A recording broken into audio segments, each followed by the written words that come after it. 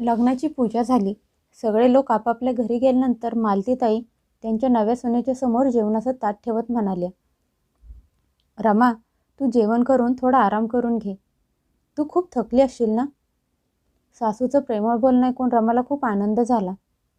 खरंच तिला बराच वेळ झाला भूक लागली होती. रमाला वाटलं तिची सासू खूप मनमिळावू स्वभावाची आहे. तिने हसत लगेच सासूच्या हातातून ताट घेतलं आणि जेवायला लागली. बाळा, जरा हळू खा, ठसका लागेल. तिची सासू खूप प्रेमाने तिच्याशी बोलत होती. त्यांचं बोलणं ऐकून रमाच्या मनातली भीती थोडी कमी झाली. तेवढ्यात तिच्या सासऱ्यांचा कडक आवाज आला, अहो मालकीनबाई, तुमचा लाड करून झाला असेल तर नव्या सुनबाईला घरातले नियम समजावून सांगा. सासऱ्यांचा मोठा आवाज ऐकून रमा परत घाबरून गेली. रमा एकत्र कुटुंबात लाडात वाढलेली, शिकली सवरलेली मुलगी होती. 2 दिवसांपूर्वी तिचं लग्न महेशसोबत झालं होतं. तो पण खूप शिकलेला, मोठ्या शहरात एका मल्टीनॅशनल कंपनीमध्ये चांगल्या पोस्टवर नोकरी करत होता. रमाच्या सासरी सासू सासरे, तिची आजी सासू, दीर आणि 2 नंदा आहेत. महेश सगळ्यात मोठा आहे आणि बाकीचे भाऊ बहीण सगळे कॉलेजमध्ये शिकत आहेत. एकत्र कुटुंबात वाढलेले असल्यामुळे रामाने तिच्या आईला, काकूला, आत्या सगळ्यांना एकत्र मिळून मिसळून राहिलेलं बघितलं होतं. रामाची आजी थोडी कडक स्वभावाची होती, पण गरज नसताना त्यांनी कधीच जुन्या परंपरा, रीती कुणावर थोपल्या नव्हत्या आणि हे रमानं बघितलं होतं. तिच्या माहेरी कायम चांगलं वातावरण असल्यामुळे तिला पण तेच चांगले संस्कार मिळाले होते. तिचे सासरे परत मोठ्या आवाजात म्हणाले, मालकीनबाई, ते आपल्या घरात नवीन आले आहे. आत्तापासूनच तिला आपल्या घरातले कायदे, नियम समजावून सांगितले तर चांगलं होईल. नवऱ्याचं बोलणं ऐकून तिची सासू दबक्या आवाजात म्हणाली, अहो, मी तिला समजून सांगणारच होते. तिचे सासरे म्हणाले, कधी? तिने घरातले 2-4 नियम तोडल्यानंतर? तिची सासू म्हणाली, नाही नाही, अहो मी सांगत आहे. काही वेळापूर्वीचा रमाचा आनंद एका क्षणात गायब झाला. तिला सासऱ्यांकडे बघून अंदाज आला होता की ते खूप कडक स्वभावाचे आहेत. माझी आजी पण कडक स्वभावाची आहे, असं म्हणत तिने स्वतःच्या मनाची समजूत काढली. तिच्या सासूने घरातले नियम सांगायला सुरुवात केली. त्या म्हणाल्या, मोठ्यांच्या समोर डोक्यावर पदर घ्यायचा. घरात मोठ्याने हसायचं, बोलायचं नाही. सगळ्यांच्या समोर नवऱ्यासोबत बोलायचं नाही. बाल्कनीत उभं राहायचं नाही. सगळ्यांची जेवणं झाल्यानंतर जेवायचं. असे अनेक नियम तिच्या सासूने रमाला समजावून सांगितले. त्यांचं बोलणं ऐकून रमाला खूप आश्चर्य वाटलं. ती मनात म्हणाली, या काळात पण शिकलेल्या कुटुंबात पण असे नियम असतील याची तिने कल्पना पण केली नव्हती. तिचे सासरे कडक आवाजात म्हणाले, सुनबाई, सगळ्यात महत्त्वाची गोष्ट, सकाळी 6 वाजायच्या आत आंघोळ करून मगच किचनमध्ये पाय ठेवायचा. त्यानंतर घरातल्या लोकांच्या पाया पडायचं. मग नंतर बाकीची कामं. तिच्या सासऱ्याने तिला बजावून सांगितलं. रमाने ऐकून घेतलं, पण तिचे डोळे भरून आले. माहेरी तर चहा पिल्याशिवाय तिचा डोळा उघडत नव्हता. आणि डिसेंबरच्या महिन्यात एवढ्या कडक थंडीत सकाळी 6 वाजता आंघोळ, हा विचार करूनच तिचे अंग थरथर कापायला लागले. पण हे तर सासर आहे. दुसऱ्या दिवशी सकाळी 6 वाजता रमा आंघोळ करून तयार झाली. तिचे सासू, सासरे, आजी सासू उठले होते. रमा त्यांच्या पाया पडली आणि किचनमध्ये आली. घरात तिच्याशिवाय अजून दुसऱ्या कोणीही आंघोळ केली नव्हती. अजूनपर्यंत तिचा नवरा, दीर, नंदा आरामात अंगावर घेऊन झोपले होते. हे बघून तिचे डोळे परत भरून आले. बाकीचे सगळे 8 वाजता उठले. तोपर्यंत रमाने नाश्ता बनवला होता. तिच्या आजी सासूने आदेश दिला, सुनबाई, काल तुला काय सांगितलं होतं लक्षात आहे ना? तुझ्या नंदा उठल्या आहेत. जाऊन अगोदर त्यांच्या पाया पड. नंदा, त्या तर तिच्यापेक्षा खूप लहान आहेत आणि आत्ता कॉलेजमध्ये शिकत आहेत. तिने प्रश्नार्थक नजरेने सासूकडे बघितलं.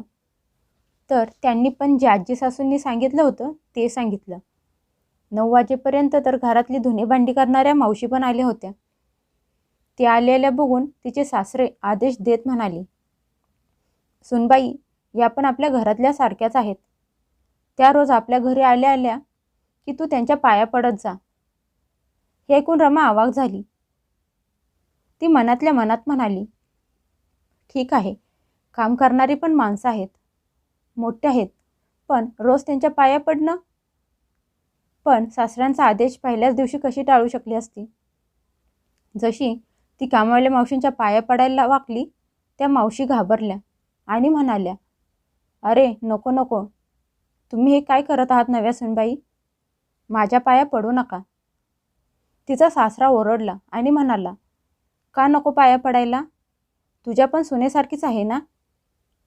असतील तिच्या बापाच्या घरी खूप नोकर चाकर, पण इथे तर माझे नियम कायदे मानायला लागतील. बिचारा घरातल्या दोन्ही कामवाल्या हे ऐकून हैराण झाल्या. रमा म्हणाली, असू द्या मावशी, तुम्ही दोघी पण वयाने मोठे आहात, तुम्ही आशीर्वाद द्या. असं म्हणत रमाचा आवाज भरून आला. ती त्या दोघींच्या पाया पडली. त्या दोघींच्या तोंडातून आशीर्वाद निघाले आणि डोळ्यातून पाण्याच्या धारा. अशा पद्धतीने घरातल्या माळ्याच्या, दूध देणाऱ्यांच्या पाया पडण्यासाठी रमाला मजबूर केलं गेलं. लग्नाला 2च दिवस झाले होते, त्यामुळे रमा काही बोलली नाही. थोड्या वेळाने बघितलं तर तिचा नवरा, दीर आणि नंदा आंघोळ न करता किचनमध्ये येऊन बसले होते. त्यांच्यातले कुणीही घरातल्या कामवाल्या माणसांच्या पाया पडायचे तर लांबची गोष्ट, त्यांनी तर ते नीट त्यांच्याकडे बघितलं पण नाही. 4-5 दिवस घरात असंच चालू राहिलं. घरातल्या येणाऱ्या प्रत्येकाच्या पाया पडणं, डोक्यावरचा पदर खाली पडून द्यायचा नाही. नवऱ्याशी महेशसोबत बोलायचं तर वेळच मिळत नव्हता. रात्री खूप उशिरापर्यंत महेशसोबत त्याचे वडील बोलत बसलेले असायचे. तो खोलीत येईपर्यंत रमा दिवसभर काम करून थकल्यामुळे झोपलेली असायची. एका आठवड्यातच रमा खूप परेशान झाली होती. रमाला खूप आश्चर्य वाटायचं की हे कसले शिकलेले सभ्य लोक आहेत. आदर, संस्कार, सन्मानाची गोष्ट वेगळी आहे, पण हे कसले नियम आणि कायदे आहेत. असं करता करता 15 दिवस निघून गेले. महेशच्या सुट्ट्या पण संपल्या. त्याला परत नोकरीवर हजर व्हायचं होतं. तिच्या सासऱ्यांनी सध्या तरी रमाला नवऱ्यासोबत जायला परवानगी दिली नव्हती. रमाला कळतच नव्हतं की करायचं तर काय करायचं. नवीन नवीन लग्न झालं होतं.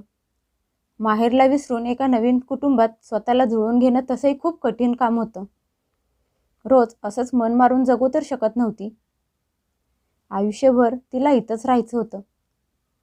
शेवटी त्या रात्री तिने एक निर्णय घेतला आणि झोपली.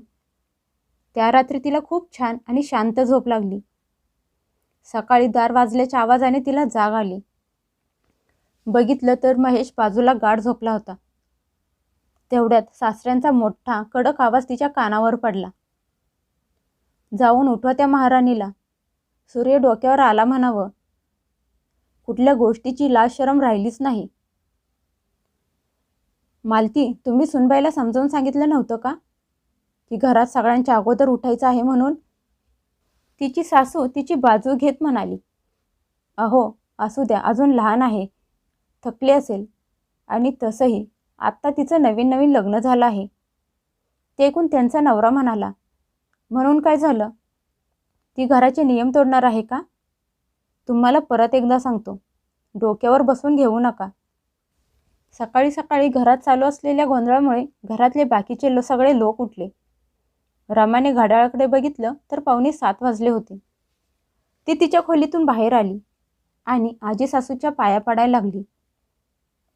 ते बघून तिची आजी सासू रुबाब दाखवत म्हणाली, छी छी सुनबाई, तू हा काय अनर्थ करत आहेस. जाऊन पहिली अंघोळ करून घे. अस्वच्छ शरीर घेऊन मला अपवित्र करू नकोस. रमाने त्यांच्याकडे बघितलं आणि म्हणाली, आजी, तुम्ही पण अजूनपर्यंत आंघोळ केली नाही, म्हणून मी तुम्हाला हात लावला. मग त्यात अपवित्र होण्याची गोष्ट कुठून आली. हे ऐकून तिचा सासरा ओरडत म्हणाला, बघितलं का मालकीनबाई, काल आलेली पोरगी आता तोंड पण उघडायला लागले आहे. समजून सांगा तिला, तिच्यात आणि आपल्यामध्ये खूप अंतर आहे. तिची सासू समजवण्याचा प्रयत्न करत रमाला म्हणाली, रमा बाळा, ते तुझं आता नवीन नवीन लग्न झालं आहे ना, मग अंघोळ न करता कोणाला हात लावत जाऊ नकोस. समजत आहे ना तुला. रमा आश्चर्याने म्हणाली, पण आई, महेश तर सगळ्यांना आंघोळ न करता हात लावतात, किचनमध्ये जाऊन बसतात. त्यांचं पण तर नवीन नवीन लग्न झालं आहे. तिचा सासरा गरजत मोठ्या आवाजात म्हणाला, गप्प बस सुनबाई, तू तुझी बरोबरी महेशसोबत करत आहेस. महेश, समजून सांग तुझ्या बायकोला, नाहीतर चांगलं होणार नाही. महेशने इशारा करून रमाला गप्प बसायला सांगितलं आणि मान खाली घातली. रमा म्हणाली, बाबा मला माफ करा, पण जेव्हापासून मी या घरात लग्न करून आले आहे तेव्हापासून बघितलं आहे, सगळे नियम कायदे माझ्यावरच थोपले जात आहेत. आंघोळ केल्याशिवाय घरातल्या कोणत्याही गोष्टीला हात लावू नकोस. कुणाचे पण घाणेरड्या पायांना हात लावून तो हात मग परत कपाळाला लावा, आणि ते पण रोज. घरात एवढे सगळे लोक आहेत, मग बाकीचे कोण यामधलं काहीच का करत नाहीत? भाऊजी, ताई, महेश का कामवाल्या मावशींच्या माळ्यांच्या पाया पडत नाहीत? त्यांच्यासाठी ते लोक घरातल्या सदस्यांच्या समान नाहीत का? रमाची सहनशक्ती संपली होती. रमा सरळ न घाबरता एकसारखी बोलत सुटली होती. तिचा सासरा म्हणाला, माझ्यासमोर तोंड चालवत आहेस? थांब, सांगतो तुला. महेश, जरा हिच्या बापाला फोन लाव आणि त्यांना सांग तुमच्या मुलीला येऊन इथून घेऊन जा म्हणावं. घरातले सगळे घाबरले होते. मालतीताई रमाला शांत राहण्याचा इशारा करत होत्या. रमा ठामपणे म्हणाली, बस बाबा, आता खूप झालं, आता अजून नाही. मी काही चुकीचं केलं नाही. हो, बोलवून घ्या माझ्या बाबांना. अजून ज्याला कुणाला हवं असेल त्यांना पण बोलवून घ्या. जर मी चुकीची असेन तर तुम्ही मला जी शिक्षा द्याल ती मी भोगायला तयार आहे. पण आता मी हा अन्याय अजून सहन करणार नाही. जे घरातले बाकीचे लोक करतील तेच मी पण करणार. जे नियम कायदे माझ्यासाठी आहेत ते घरातल्या बाकीच्या लोकांसाठी पण असायला हवेत. आत्तापर्यंत उभ्या राहून तमाशा बघत असलेल्या तिच्या दोन्ही नंदा म्हणाल्या, छी वहिनी, आम्ही का नोकरांच्या पाया पडायचं? काही पण बोलू नकोस. रमा म्हणाली, ताई, त्यात छी करण्यासारखं काय आहे? जर ते माझ्यासाठी घरातले सदस्य आहेत मग ते तुमच्यासाठी पण आहेत ना? मी पण एवढे दिवस हे सगळं करत आहे, तेव्हा तुम्हाला कोणाला याची आठवण का आली नाही? रमाचं बोलणं ऐकून घरात शभायान शांतता पसरली. तिची आजी सासू तिला धमकावत म्हणाली, विसरू नको सुनबाई, या दोघी या घरातल्या मुली आहेत आणि तू सून आहेस. हे ऐकून रमा म्हणाली, म्हणून काय झालं आजी, मी पण कुणाची तरी मुलगी आहे आणि उद्या या दोघींना पण कुणाच्या तरी घरी सून बनून जायला लागणार आहे ना. मग हा भेदभाव कशासाठी? तिची आजी सासू पण रागाने म्हणाली, सुनबाई, खूप बोलायला लागले आहेस. मी तुझे खूप लाड करते, पण हे उलट बोलणं चालणार नाही. इकडे महेश आणि मालतीताई दगडासारखे बघत उभे होते. रमा म्हणाली, आजी, मी तुमच्या सगळ्यांची खूप इज्जत करते, पण तुम्ही स्वतः विचार करा, हा कुठला न्याय आहे? सगळे नियम कायदे फक्त घरच्या सुनेसाठीच का आहेत? मी खूप प्रयत्न केला, पण हा भेदभाव, आता मी हे सहन करू शकत नाही. असं म्हणत रमा हुंदके देऊन रडायला लागली. रमाला असं रडताना बघून सगळे सुन्न झाले. मालतीताईंनी त्यांच्या नवऱ्याकडे बघितलं, तसं त्यांनी रागाने तोंड फिरवलं. मालतीताई रमाच्या जवळ आल्या आणि प्रेमाने तिच्या डोक्यावर हात फिरवत म्हणाल्या, सुनबाई, तू बरोबर बोलत आहेस. घरातले नियम कायदे घरातल्या सगळ्यांसाठी समान असायला पाहिजेत. तुझ्यात आणि माझ्या मुलींमध्ये काहीच फरक नाही. आजपासून जशा माझ्या दोन्ही मुली राहतात तशी तू पण राहत जा. तू पण माझी मुलगीच आहेस. सासूचे बोलणे ऐकून रमाने भरल्या डोळ्यांनी सासूकडे बघितलं. तिची सासू म्हणाली, महेश, तू लग्नात रमाला वचन दिले होतीस ना, मग आता काय झालं तुला? असं म्हणत त्यांचे डोळे भरून आले. रमा त्यांच्या गळ्यात पडली. तशी तिच्या सासून तिला घट्ट मिठी मारली. जे पाऊल त्या स्वतःसाठी उचलू शकल्या नव्हत्या ते पाऊल त्यांनी कमीत कमी त्यांच्या सुनेसाठी उचललं होतं.